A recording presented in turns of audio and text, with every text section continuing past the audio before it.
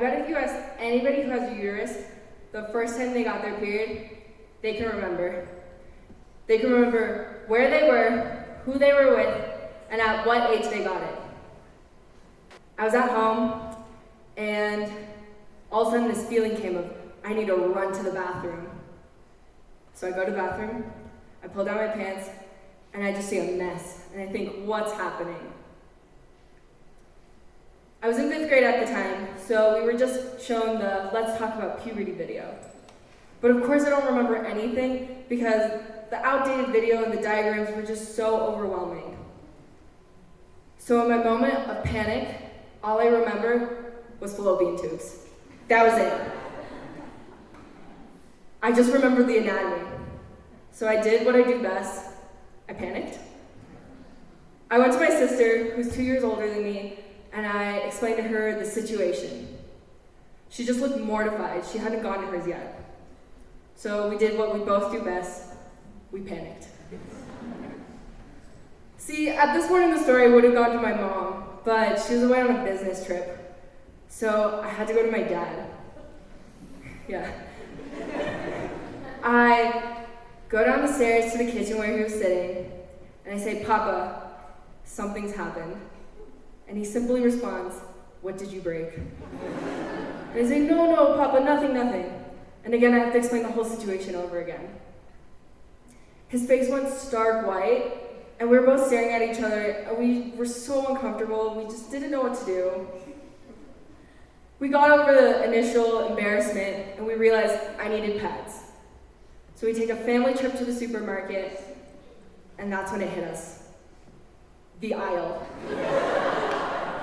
Just a rainbow of colors hit us. There's green, there's blue, there's purple, there's pink, there's pads, there's tampons.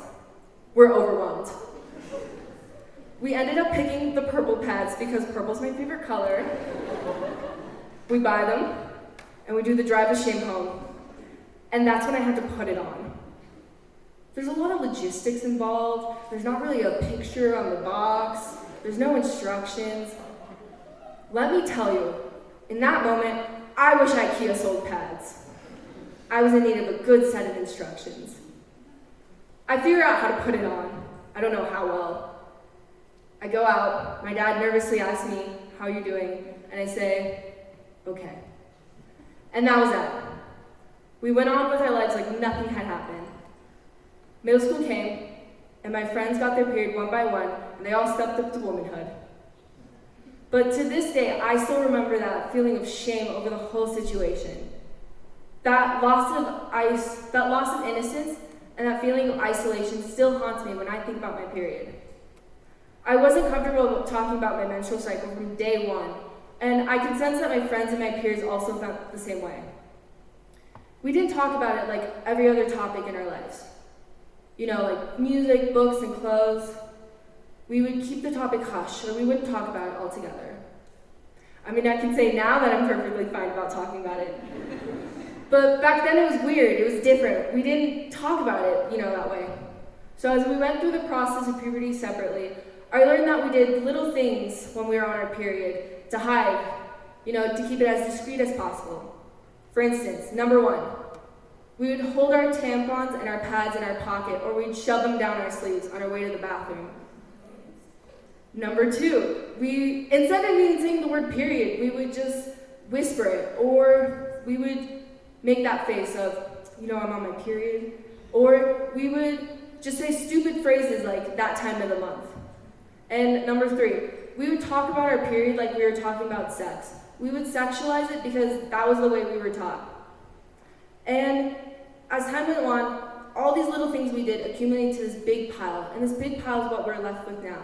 And before we knew it, our periods become such a shameful topic. And since we weren't comfortable about talking about it, bigger issues came up. I remember my sophomore year of high school, I was in the bathroom and I was washing my hands, and this group of girls walk in. And one of the girls turns to her friends, and she says, I think I should take out my tampon. I'm feeling a little TSS coming on. And I remember thinking, what is this girl talking about? But this lack of education on menstruation became a big cloud over girls as we got older. And since we weren't comfortable about talking about it, we didn't go find the resources to deal with it. Data from a 2017 survey found that 1 in 4 girls said that they were unprepared when beginning their period, and 1 in 7 girls said they didn't even know they had started their period. Also, girls reported that majority of their education in schools was solely based on the anatomy and the biology of the subject. You know, nothing about what it looks like, what it feels like, how to deal with it. I remember those first couple months I would get my period. It would be so overwhelming and weird. And I learned the true reason why underwear is sold in packs and multiples. You know, Costco took a lot of my money for that first year. And on the topic of things that were going away, my mother's patience for my unpredictable mood swings was another. She now says that my middle school years was my hangry phase, aka hungry and angry. I struggled with controlling my PMS or even acknowledging it was a thing. But it's not only girls who need this education. When I was learning about puberty, boys would go to one side of the room and the girls would go the other. This wall was put between us from day one.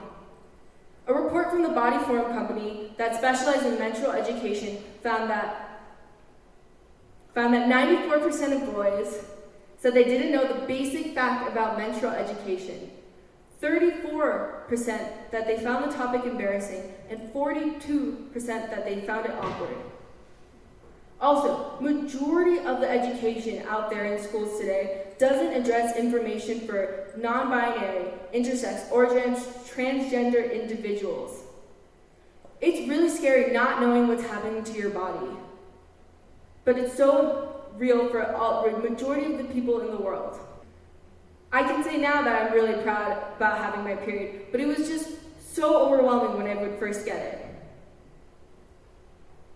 And also, there's so much pitted against people who get their period nowadays. 35 out of the 50 states in the US have a tax on period products because they're deemed non-essential goods, yet Viagra is not given this same tax. Also, young girls around the globe today are forced to miss school because they're not given the basic resources to deal with their period. Food stamps in the US don't even cover menstrual products. That's a fact. It can seem so overwhelming to make change as an individual, but change doesn't have to be this drastic movement. Change can be as simple as walking to the bathroom with your tampon out, asking your friend to tell you the first time they got their period, or shedding light to the whole situation. Here's a beat my